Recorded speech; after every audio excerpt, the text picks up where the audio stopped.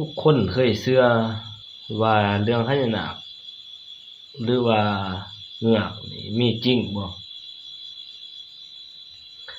ซึ่งเรื่องราวนี่ก็แม่นเกิดขึ้นกับผู้ที่บ่เคยเชื่อเรื่องพญานาคหรือว่าสิ่งของที่ลี้ลับนี่นะแต่ว่าเจอกับตัวเองเนาะเป็นเรื่องราวของไอ้สวิง ที่เราได้ไปเซอร์หม้องอยู่วังปราสาทปลาเหี่ยวปราสาทแล้วก็เจออาหารของพญานาคเนาะเจออาหารของเงือกนะอยู่บ้านเฮาก็เอิ้นเงือกเนาะเป็นเงือกเป็นพญานาคนั่นแหละคือว่าเรื่องราวนี่ก็เป็นความเชื่อส่วนบุคคล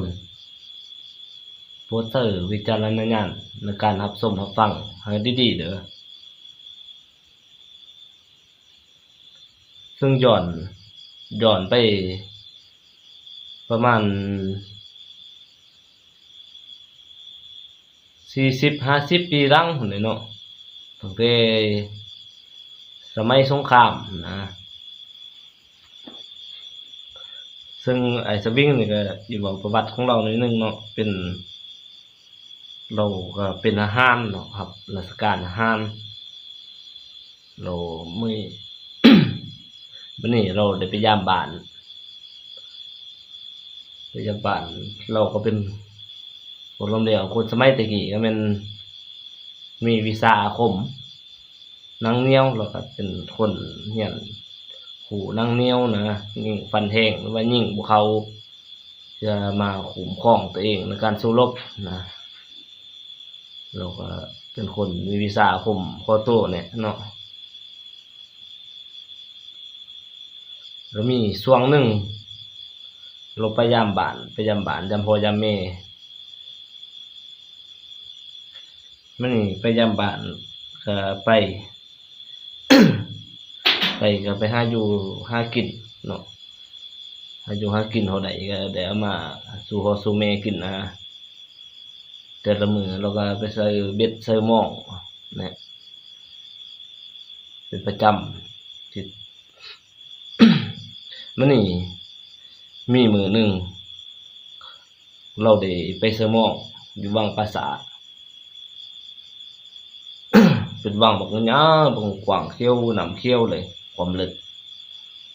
เป็นวังใหญ่แล้วก็มี มีไม้กาดครึ่งกลางระหว่างวังเป็นวังบักยาวเขียวหุ่มเลยแหละความลึกความลึกของมัน เราก็เลยไปเสมองอยู่วังเลยเนาะไปตอนแรกก็ไปตอนแรกไปเสมองไว้หมองก็เป็นหมอง3ด่างใส่วังเป็นวังใหญ่เลยพอใส่ขึ้นนั่นใส่ป้าไว้แล้วก็นี่มาเฮือนมานอนมื้อค่ำก็นอนเขากินน้ำเนี่ยก็นอนปกติมื้อนี้ตกมื้อเสาร์มาไปยามมันนี่ไปยามหม้อง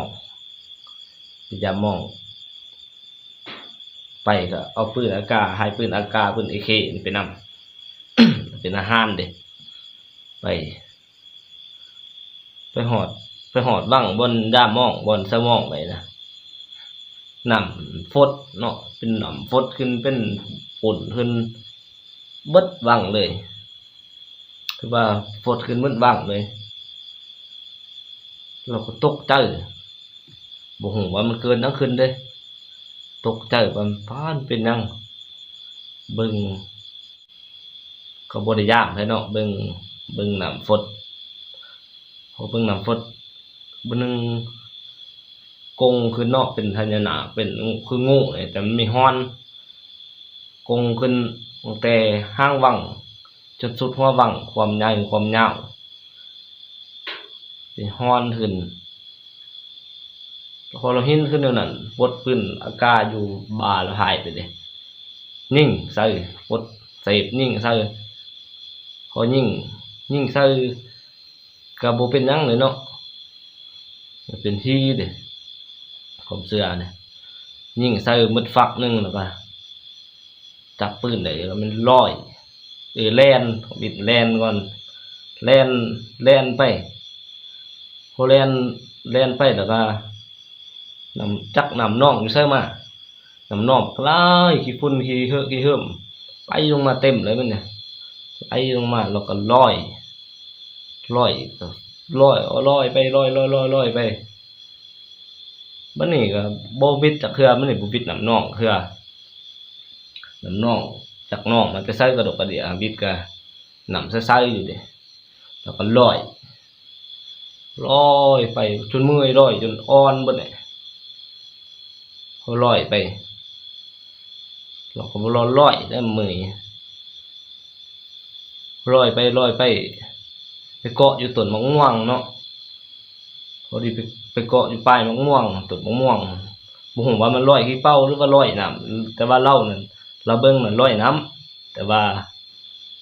จักลอยขี้เป้าหรือสิได้ก็บ่ฮู้แล้วก็ลอย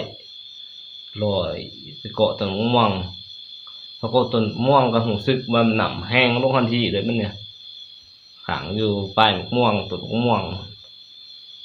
เราก็ลงมาก็คือว่าบ่เป็นหยังเนาะเราก็บ่เป็นหยังก็กับเอาตัวบ่รอดแน่คันเราบ่มีวิชาอาคมแน่ก็จักว่าบ่รอดแน่ซึ่งอึกนี่ก็เริ่มร้ายอยู่แหน่ลอยขี้เป้าลอยป่าตามป่าเด้คือว่าเรื่องราวนี่ก็มีแต่ซ้ำนี้เนาะเป็นเรื่องราวสั้นๆมื้อไหนมาเล่าอีกคลิปเรื่องหนึ่งเรื่องพญานาคเลยนะอันนี้ก็เกิดขึ้นจริง